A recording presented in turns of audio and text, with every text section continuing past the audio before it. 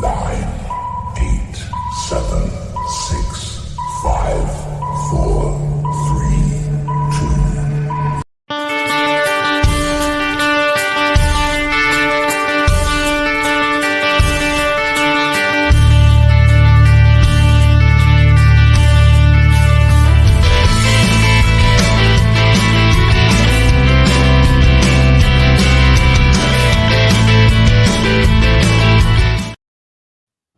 Hello, everyone. Here we are at the Global Empowerment Summit with another amazing guest, Heather Zeitwolfer. I hope I pronounced it right. Hi, Heather. You got it. How are you? I'm doing great. Thanks for having me. I love your hair. You have to tell us the story about the pink hair. Oh, well, actually, my hair's been all different types of colors. I started coloring my hair wacky colors in the 80s and haven't stopped. And, when I've had certain jobs, I've had to kind of calm it down. But over time, when I'm at a job long enough, the colors will come out. Heather is calling in from Portland, and it's kind of like a big difference because I'm in Kuala Lumpur. So we are traveling through the world with you guys who are watching this show. And I would like you to know Heather a little bit better. So tell us a little bit more about everything what you do, because I just love it. The audience should go to your LinkedIn profile and should read everything what you wrote in your about part, because I just love how you introduce yourself and how you are yourself in this about part of your introduction. So tell us a little bit about yourself. Who is Heather? Yeah. So I'm in my 50s, and when I was younger, I studied fashion design, and then I worked in that. And then I got a business degree and worked in that. And in my 40s, I decided to go back to school and I studied accounting. And I'm a creative person, but I'm very analytical as well. So it seemed like the right match for me. And in my 50s, I decided to start my own business. And so I started my own accounting business. I do bookkeeping, tax, and profit advising. And when I first started off, I was trying to be very buttoned down because I'm an accountant and trying to be the stereotype that you imagine in a suit and all that. And then one of my clients who was a creative said, why don't you tap into the fact that you look different than everybody else and really be more of your authentic self? And so I decided to do that. And that's why when you go to my website, I might have some kind of crazy hair or crazy expression. And it's because I'm just kind of a wacky person, and I might be smart, but and I do take my profession seriously, but I also bring a fun spin to it. I love this diversity. I really love it. And I think everyone has in mind, you were right, that like accountants are boring, serious, look the same way with the suit, with the little bag. And you have this kind of labels and already like a pre-assumption about the accountants. And I love that you break it and you created your own narrative. That's something that is something to follow, basically, for people. And tell me a little bit more about the part that you are. I will read this through. So, I'm not your dad's accountant unless your dad's accountant has funky colored hair, transforms tofu into delicious desserts, and geeks out on writing sketch comedy. Tell us more about this. When I read this, I was so smiley. I mean, I was smiling the whole day just because I read this. Oh, thank you. Well, certainly with the colored hair, you never know what color hair I'm going to have when you have a meeting with me. I change it quite often. And of course, my hair is probably going to fall out at some point from all the bleach that I've put into it. But so, unless your dad's accountant has funky hair, chances are I'm not going to be like that guy. And the tofu part. So I'm a vegan. I've been vegan for many years, and I take it very seriously. In fact, I even offer a vegan discount. So if you're a vegan and you come to me, I'll give you a discount for my services. But I love to cook, and one of my secret weapons as a vegan activist is cooking. And so I cook for people that are non-vegans, and they taste my cooking and they're like, wow, this is vegan. And tofu is one of those things that has absolutely no flavor, but you can do amazing things with it. So I make desserts, I make savory dishes, all kinds of things, from fake meats, all kinds of things out of tofu. And then the last part was, remind me, the sketch comedy. So Yes. I have taken classes in sketch comedy, love it so much. Now I've kind of put that aside though, because my main focus now is my business. I don't have time to do sketch comedy, but I do love writing comedy. So I took a stand-up course at one point, and that kind of catapulted my interest in comedy. And so I was in it for a while, and so it's on the back burner, but I do love writing it. That's amazing. You have to send me recipes. We are just in the midst of doing some kind of mixed vegetarian and non-vegetarian kind of transfer, because I read a book about being using plant-based food to recreate your health and to help your system to work better. So do send me some recipes. Yes, certainly. Yeah. And I have a Pinterest, I'm on Pinterest, and I have all these different vegan recipes on Pinterest. So you'll have to come follow my Pinterest page. I will do that. And if the audience needs some vegan recipes, because we have a lot of Indian followers here in Malaysia, and they are all, most of them, they are eating vegan or vegetarian way. So if you want some extra new recipes, then follow Heather on Pinterest. Yeah, certainly. That's amazing. I think what would be here a great thing to tell is, how did you got the bravery to be 100% and unapologetically yourself? Because that's something that everyone is struggling today, because of society, because of all the expectations, because of the conditioning. So how did you manage when it happened? Was it hard or was it easy to change to you? So I've always been different. So I've always been the person that was like, when I was in fashion design school, my teachers, I had two teachers that came as me for Halloween. So they dressed up as Heather for Halloween.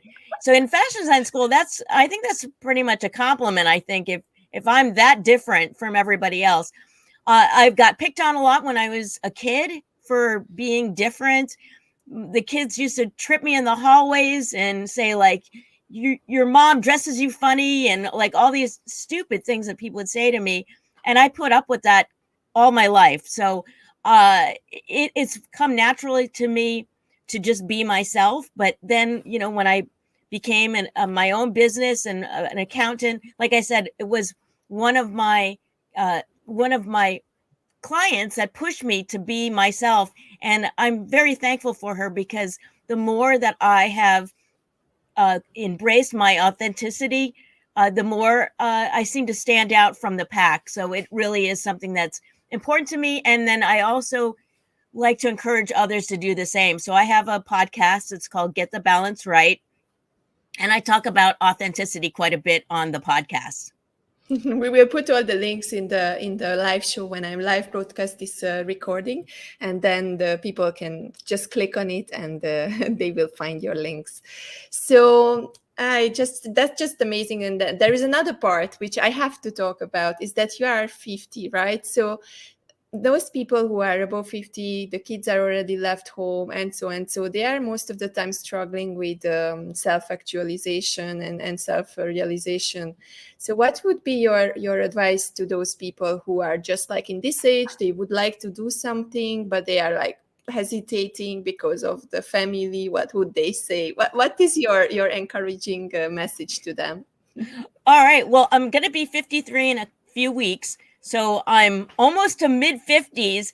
And, the thing is that as you grow older, at least in my case, I feel like I've become more daring. And when I was younger, opportunities came my way, and I would be too nervous to take that opportunity. Like, I remember, this is one of my biggest regrets in life, and I try not to have regrets, but a person that I knew gave me a phone number of somebody that worked for Yves Saint Laurent. And I was like in New York at the time, and I was too afraid to call. And the worst that they could have said was no. Yeah. But I live with that every day, that opportunity came my way, and I never even made the phone call. I mean, now when I think back of it, I'm like, that was so ridiculous. Why did I even care? But I think when you grow older, so much passes through, you go through so many different experiences that you start to be a little bit more daring because you realize it doesn't really matter that much. You might as well just put yourself out there. So every day I try to do something that where I'm pushing the envelope a little bit for myself. So then I'm trying to do something that's outside of my comfort zone. And, still things are outside of my comfort zone every day, but I try each day to do something. So I'll take some little risk. And, and really, when you think about it, taking these risks, it's like the worst that could happen. What? Someone laughs at you? I mean, so what? That's not that bad. So I just say to people, just go for it. And this way you won't have regrets in your life like I did with that phone call that I didn't make. Yes, Yves Saint Laurent, that would have been like something big already at that age. Yes. Let's talk about a little bit your life, because you are looking so fresh. You look so young. Like how do you maintain yourself? I'm a dancer since I was 6, so I like to ask people about this. Like, do you do yoga or do you do sports? Do you run? What is your favorite exercise? I don't really do sports, so that's something that I've never been a sporty kind of person. I like Zumba, but with the pandemic, I haven't been taking any live Zumba classes. But that I would say that anything that doesn't feel like exercise, that probably has music and dance to it, that's more of like what I like to do. But as far as looking young, I've always looked young. When I was in my teens, people thought that I was a preteen. And then when I was in my 20s, people thought I was a teenager. So I've always looked young, but I think a lot of it has to do with the fact that I love to laugh. I have a lot of fun in my life. And I think laughing keeps you really, really young. And also I think eating vegan, I think that also has helped me keep young. Staying out of the sun, that also helps. But yeah, I really probably should be exercising a lot more. So I'm just thankful that I think the vegan diet has really helped me stay young. That's good tips for the audience again here. So if you want an alternate life, then you can choose something different and form your life just the way you want to have it. Thank you for all these beautiful messages, Heather. We learned so much with you. I would like to learn also more about your holistic approach, because I'm reading through your profile and you say that you are focusing on people when you are doing business, and in accounting it's a little bit different. So can you explain to us what does it mean, holistic accounting or holistic way of doing business? Yeah. So I work with small business owners, primarily female entrepreneurs. And when I first started my business, I was just doing tax work. And, when you first start a business, you sort of just take whatever comes to you. And so that was tax work. And I was realizing that these people came to me, and if I had been helping them throughout the year, they would have been able to make better decisions. When you go to do someone's tax return, help them with their tax return, and that is being reactive instead of being proactive. So I decided that I wanted to have services where I could help the clients throughout the year. So I also offer bookkeeping, and then I also offer advising, and then ongoing advising. And now I've added group coaching to the mix, because some, depending on their level of income from the business, they may not be able to afford one-on-one advising. So now I'm offering group coaching, which is, at a lower price point level. But I want to be able to help people throughout the year, not just at tax time. And the holistic approach is looking at their business from the all year long, being proactive rather than reactive. And you said something else that I wanted to comment on, and now I see it's because I'm getting old. My memory is going. Oh, you said people. Okay, so I think that what you're referring to there is the people, profit, planet, which is looking at your impact on this planet, not just from, okay, I've got a business and I want to make money. Look at it, how you're going to impact the people around you. Maybe it's your neighborhood, maybe it's society in general, maybe it's the planet, the environment, and look at it from all these different perspectives and how you can make a greater impact, not just by making money. And making money through that it's the one thing that's really great about being profitable is that you can spend those dollars not just on yourself, but you can make a greater impact on a charity that you really like, or having, you know, other kinds of impact in your life, where you can volunteer. So if I'm a big proponent for volunteerism. Now, of course, with the pandemic, it makes it a lot easier to go out there and volunteer. But if you're making money, then you can have time set aside to do volunteer work as well. Yes, beautiful message. And then something that is really aligned with the work of the Global Empowerment Hub, where we are putting the purpose-driven people together and helping them to connect and do things together. And this is what you call like the peaceful revolution, right? Yeah, exactly. Okay. Yep. Then I understood it right. So if you want to join Heather's Peaceful Revolution, you just have to reach out to her. You can contact her on LinkedIn. This is her name. And then please feel free to reach out to her and just talk to her openly. There are a little bit more about you that is, I'm just amazed by this this bio that you put up. So I'm like going through it one by one, piece by piece, so that everyone gets the same what I get when I was reading your bio. So you also say that you are a geek who is loving creating spreadsheets, watching cult movies, and in my past life, I must have been a drag queen. I love diversity, so let's go deep dive into this topic. All right. So I love spreadsheets. I love any excuse to put something into a spreadsheet. I love to organize my ideas, put it into a spreadsheet, and I love this. There's a software called Notion, which you can make sort of spreadsheets into spreadsheets that, you know, embed it, a database into another database. So I geek out on that. And then the part about the drag queen, I love drag queens so much. And I love the fact that now RuPaul has built this empire, because I remember RuPaul, I lived in Atlanta in the 80s, and he was just this club kid guy. And now he's built this empire of drag queens. I think it's just really awesome. And my Instagram feed is just filled with drag queens. It's mostly what I look at and I adore. And I love wigs. I have a huge wig collection. I have platform shoes and all of that. And I don't put on all the fancy makeup and stuff, but man, if I was a guy, I probably would have been a drag queen. And then you mentioned one other thing. Now I can't remember what you said. Something else that was. Yeah, just geek nerding on the spreadsheets. And cult movies. And cult movies. Yes. Okay, yeah, I love cult movies. I have a huge collection. I have a wall full of DVDs of weird movies. So yeah, that's another one of my loves. It's so inspiring. It's really good to see someone who has everything like set up. And I always adore the people who can, from the really early age, have a style, and then you look at it and you will never forget them. Like all the fashion designers from New York, Anna Venture, you know, all the people that you just look at them and you will never forget them.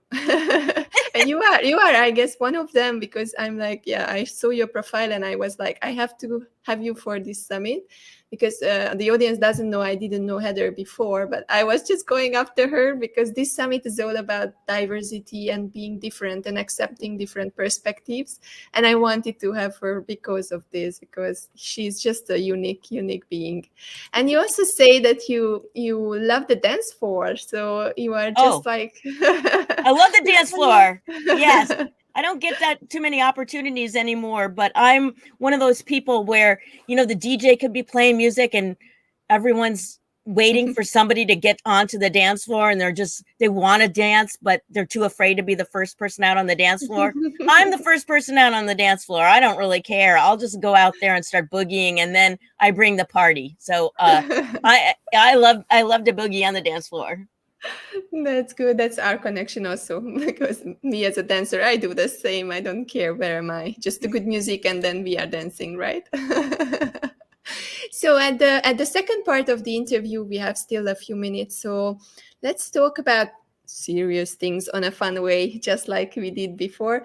What are your accounting tips for the female entrepreneurs? What are the basic things that they can start with? what are the things that they can read to get more familiar with accounting and what they have to do? Yeah, thank you for the question.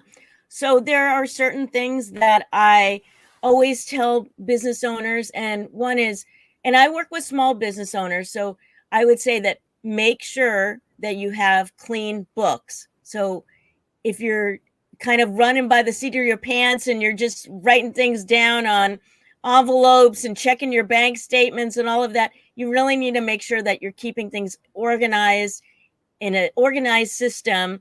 Now, if you're super small, maybe you could do that in a spreadsheet, but otherwise have a bookkeeper helping you and just keep track of your numbers, because you want to be able to know what your numbers are at all times. And the only way to do that is to have clean books. Another thing is to be prepared for what might be out there. With the pandemic, we have a lot of people, unfortunately, lost a lot of potential work that they would have had. Things got canceled. So you want to make sure that you have an emergency fund saved up. I would say at least 3 to 6 months at the bare minimum. Have all of your expenses that you would normally have that amount of money saved up in the bank in case of emergency.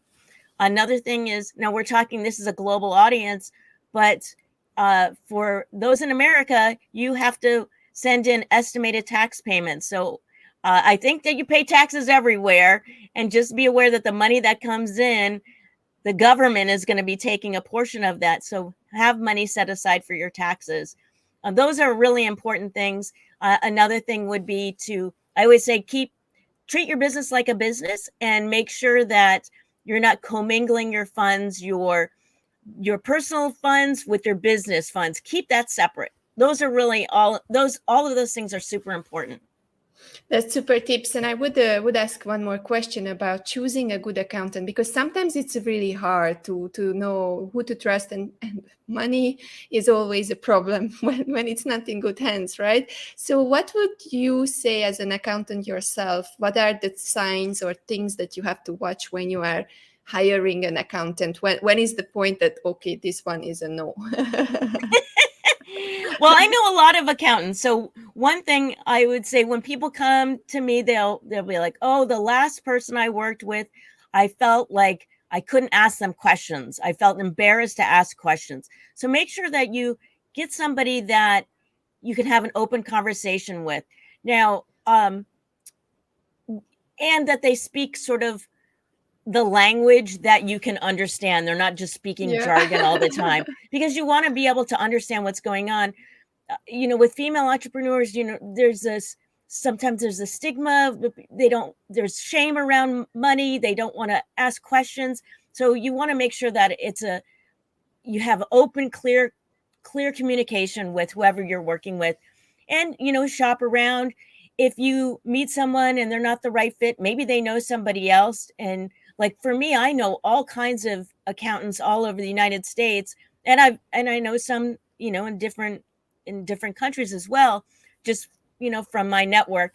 So just, make sure that they're understanding of whatever the tax laws are in your area, and that it's somebody that you can communicate easily with. And yeah. Good tips, good summary. I believe that will be good enough. And the last question that I will have, and I will let you go, I know you are busy, is that how did you cope with switching to remote life? You are looking so tech savvy with all your camera and setup and green screen. So how did you do that? And what would be your message to the people out there who are still struggling to switch? Oh, well, I've always been interested in tech. I love devices and in software and all of that stuff. I do kind of nerd out on that. And as far as like the microphone, I got that because I have a podcast, and the headphones for the podcast. So I love any excuse to buy new technology, or I kind of have that shiny object syndrome thing too going on. And like, I want to buy this remote podcasting equipment just because I think it looks really cool. And it's like, am I really going to use this? So I would say try things. If you're not comfortable with technology, it's not going to break. People are always like, oh, I'm afraid to click here and might blow up or something. Take some classes. Oh my goodness, you can take I mean, YouTube is great. You can learn all kinds of software through YouTube. If you're not really sure about software, you can download a free copy of it, and try it out for 7 days or whatever. And then ask your friends. You probably have friends that know the technology. Like for me, Instagram was a giant mystery. And I was like, I don't know any 12-year-olds. Who can I ask to help me with this? And, I found other people that were doing things on Instagram. I'm like, how do you do that? And they answer my questions. So find people, watch YouTube, and, take a free class. Lots of software has, free classes. So just be daring. Just do it.